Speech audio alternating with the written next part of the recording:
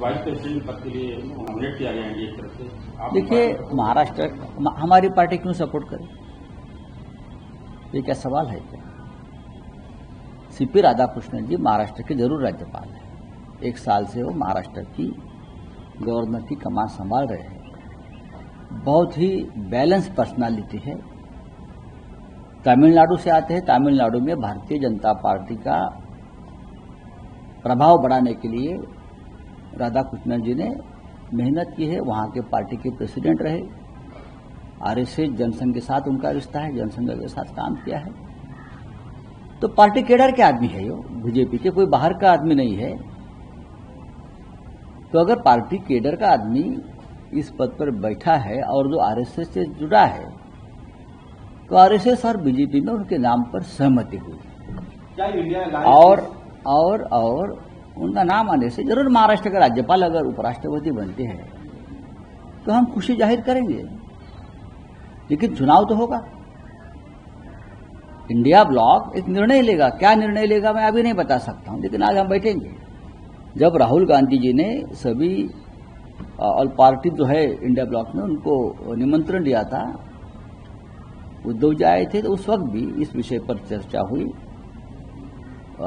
खड़गे साहब से चर्चा हुई, राहुल गांधी जी से चर्चा हुई, सभी के मतांतर वहां हुए हैं। और आज हम वापस सुबह उस बारे में चर्चा करेंगे और निर्णय लेंगे। देश में उपराष्ट्रपति पद से भी ज्यादा गंभीर विषय चल रहे हैं। वोट चोरी का विषय बहुत महत्वपूर्ण है, हम उनके ऊपर से ध्यान हटाना नहीं चाहते। उद्धव ठाकरे जी का ये कहना है। देखिए, सर्वसम्मत से सभी लोगों ने विचार विमर्श करके और तय किया है, तो उसमें कोई सवाल तो पैदा ही नहीं होता है। आपकी राय से क्या मतलब उम्मीदवारों को? देखिए, सभी एनडीए के सभी साथियों के राय विचार विमर्श के बाद ही प्रत्याशी तय हुए हैं, तो अच्छा है। ये उनका अपना मामला है। बीजेपी ने जिसको एनडीए को लड़ाना है उनको तय करेंगे, ये उनका मामला है, इसमें हमारा क्या देखना है। हमारी अपनी रणनीति हमारे नेता तय करेंगे, तो हम अपने तरीके से देखेंगे क्या होगा।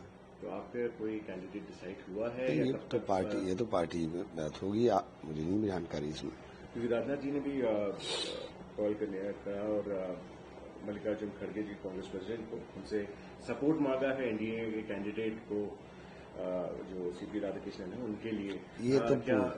ये पूरी तरह से पार्टी का निर्णय। देखिए, जो भी पार्टी का फैसला होगा हम लोग तो उससे बंधे हुए। एनडीए ने माननीय राधाकृष्णन जी को भारत के उपराष्ट्रपति के उम्मीदवार की घोषणा की है,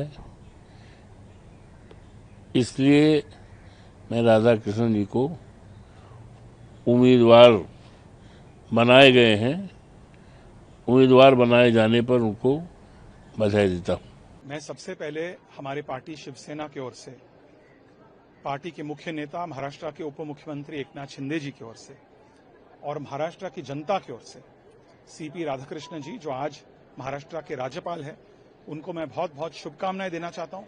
एडवांस में उनको बधाई देना चाहता हूं। मुझे पूरा यकीन है कि एक ऐतिहासिक जीत उनको मिलने जा रही है, और इसलिए मैं कह सकता हूं क्योंकि विपक्ष के बहुत सारे लोग हैं, जो सांसद है, जो विधायक है, जो स्वयं राधाकृष्णन जी जैसे नेताओं को चुनकर राज्यसभा के चेयरमैन बनाना चाहते हैं, और जिस प्रकार से राधाकृष्णन जी ने गवर्नर का पोस्ट संभाला, मुझे यकीन है उसी प्रकार से, उसी क्रेडिबिलिटी के साथ वे उपराष्ट्रपति ऑफ इंडिया की पोस्ट संभालेंगे, और खास करके राज्यसभा के सभापति होने के नाते राज्यसभा को अच्छी तरह से चलाएंगे।